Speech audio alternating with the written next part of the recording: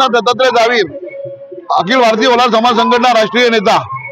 ओलार समाजाच्या ज्या चुकीच्या नोंदी झालेल्या जातीच्या त्या दुरुस्त व्हाव्यात म्हणून अखिल भारतीय ओलार समाज संघटनेच्या वतीने गेली अनेक वर्षे आमची मागणी आहे, ओलार समाज अभ्यास आयोग स्थापन करावा। ओलार समाजाच्या चुकीच्या नोंदी झालेल्या आहेत जातीच्या त्या दुरुस्त व्हाव्यात। तसेच ओलार समाजाचा आर्थिक विकास महामंडळ स्थापन व्हावं।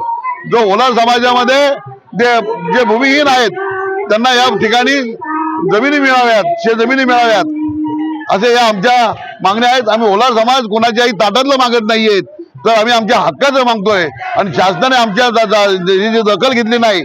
तर या ठिकाणी रणजित आयवळे पाटील यांच्या नेतृत्वाखाली या ठिकाणी आम्ही अमरण उपोषण आम्ही सुरू केलेलं आहे। जोपर्यंत आमच्या मागण्या मान्य होत नाही तोपर्यंत या ठिकाणी आम्ही उठणार नाहीये आणि या ठिकाणी बेहद आमचे जीव गेला तरी हरकत नाही, पण आम्ही शासनाला विश्वास देतोय की आमच्या या कोणाच्या ताटातलं आम्ही मागत नाही, तर आमच्या हक्काच्या मागण्या आहेत त्या आपण मान्य कराव्यात। समाजाच्या मागण्या जर मान्य झाल्या नाही तर ओलार समाज सत्ताधाऱ्यांच्या विरोधात लढल्याशिवाय राहणार नाही आणि या ठिकाणी ओलार समाजाच्या मागण्या मान्य करण्यासाठी ओलार समाज हा रस्त्यावर उतरलेला आहे आणि आता रस्त्यावरची लढाई आम्ही पुढे लढणार आहोत।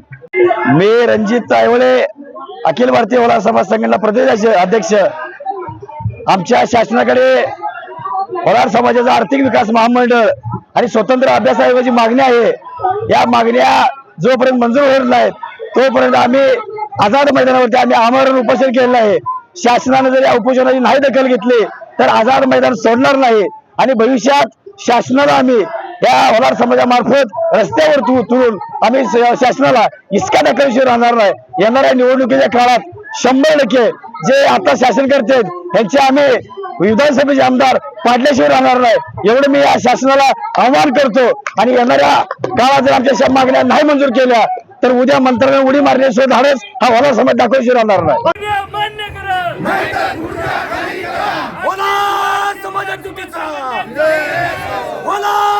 चुकीचा अरे आवाज कुणाचा, अरे आवाज कुणाचा।